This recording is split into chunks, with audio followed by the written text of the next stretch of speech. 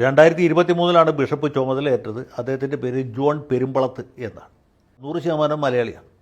ഇദ്ദേഹത്തിൻ്റെ മാതാപിതാക്കൾ മധ്യ തിരുവിതാംകൂറിൽ നിന്ന് വയനാട്ടിലേക്ക് കുടിയേറിയവരാണ് എന്നാണ് പറയുന്നത്. പുള്ളി അങ്ങനെ അച്ചംപട്ടത്തിന് പഠിച്ച് ദൈവശാസ്ത്രത്തിൽ അഗാധമായ പാണ്ഡിത്യം നേടിയ ശേഷം ആംഗ്ലിക്കൻ സഭയുടെ ഒരു ബിഷപ്പായിട്ട്, ഒരു വൈദികനായി, പിന്നീട് ബിഷപ്പായി. അങ്ങനെ പ്രവർത്തിച്ചുകൊണ്ടിരിക്കവേ വിരോധികളുടെ അല്ലെങ്കിൽ തൽപര കക്ഷികളുടെ കുപ്രചരണത്തിൻ്റെ ഫലമായിട്ടായിരിക്കാം ഇദ്ദേഹത്തിനെതിരെ 2 സ്ത്രീകൾ ശാരീരിക ചൂഷണത്തിന് ആരോപണം ഉന്നയിച്ചു. ഒരു സ്ത്രീ പറഞ്ഞ് ഇദ്ദേഹം അവരുടെ അനുമതി ഇല്ലാതെ കടന്നു പിടിക്കുകയും ചുംബിക്കാൻ ശ്രമിക്കുകയും ചെയ്തു എന്നുള്ളതാണ്. രണ്ടാമത് ആരോപണം ഉന്നയിച്ചത് ഈ ആംഗ്ലിക്കൻ സഭയിൽ തന്നെ ഒരു വനിതാ ബിഷപ്പാണ്. ആംഗ്ലിക്കൻ സഭയിൽ വനിതകൾക്ക് പട്ടം കൊടുക്കുന്ന പരിപാടിയുണ്ട്. വൈദികർ ആയിട്ട് സ്ത്രീകളുണ്ട്, ബിഷപ്പുമാരായിട്ടും സ്ത്രീകളുണ്ട്. ഞാൻ ന്യൂയോർക്കിൽ പോയപ്പോൾ അവിടുത്തെ ട്രിനിറ്റി ചാപ്പലിൽ കുർബാന നടക്കുന്ന സമയമായിരുന്നു ഈ വൈദിക വേഷത്തിൽ നിൽക്കുന്ന ഒരു സ്ത്രീയാണ് എന്ന് ഞാൻ ഒരു കൗതുകത്തോടി അന്ന് കണ്ടത്. ആംഗ്ലിക്കൻ സഭയിൽ അത് പണ്ടുതൊട്ടേ ഉള്ളൊരു കാര്യമാണ്. അപ്പോൾ ഈ ബിഷപ്പ് അടക്കം നമ്മുടെ പെരുമ്പളത്തിനെതിരായിട്ട് ആരോപണം ഉന്നയിച്ചു. അത് ചാനലുകളിലും പത്രങ്ങളിലൊക്കെ വന്നു. സഭയ്ക്ക് മൊത്തത്തിൽ വലിയ ദുഷ്പേരായി. ഇദ്ദേഹത്തിൻ്റെ ചോരയ്ക്ക് വേണ്ടി ആളുകൾ ആർത്ത് വിളിക്കാൻ തുടങ്ങി. അവസാനം പ്രിയപ്പെട്ട പെരുമ്പളത്ത് കഴിഞ്ഞ ദിവസം രാജിക്കത്ത് കൊടുത്തു. അദ്ദേഹത്തിൻ്റെ രാജി ചാൾസ് രാജാവ് സ്വീകരിച്ചു എന്നാണ് പത്രത്തിൽ കേട്ടത്.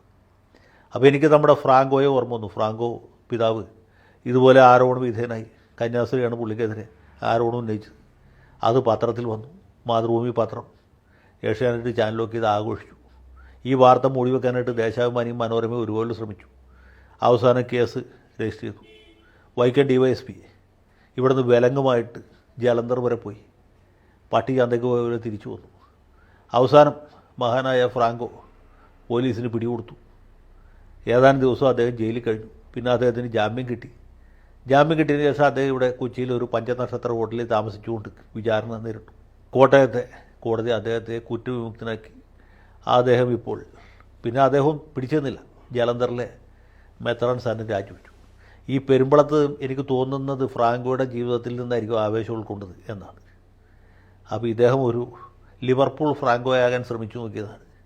പക്ഷേ ഇന്ത്യ അല്ല രാജ്യം, കേരളമല്ല സംസ്ഥാനം എന്നുള്ളതുകൊണ്ട് പുള്ളിയുടെ ആപ്പീസ് പൂട്ടി എന്നുകൂടെ മനസ്സിലാക്കാനായിട്ട് അദ്ദേഹത്തിന് ഒരു ആർച്ച് ബിഷപ്പ് ഓഫ് കാൻറ്റർബറിയൊക്കെ ആകാൻ കഴിയുമായിരുന്നു. പക്ഷേ ഈ ഒരു ദുഷ്പേരിനെ തുടർന്ന് അദ്ദേഹം രാജിവെക്കേണ്ടതായിട്ട് വന്നു. ഇതാണ് ഈ മലയാളികൾക്ക് പൊതുവേ സംഭവിക്കാവുന്ന ഒരു വലിയ അപകടം. നമ്മുടെ നാട്ടിൽ ചെയ്യുന്ന പല കുരുത്തക്കേടുകളും വിദേശ രാജ്യത്ത് പോയി ചെയ്തു കഴിഞ്ഞാൽ സംഗതി പെട്ടുപോകും. കൂടുതൽ വാർത്തകളും വിശേഷങ്ങളും നിങ്ങളിലേക്ക് എത്താൻ ABC മലയാളം സബ്സ്ക്രൈബ് ചെയ്യുക, ബെൽ ബട്ടണും അമർത്തുക.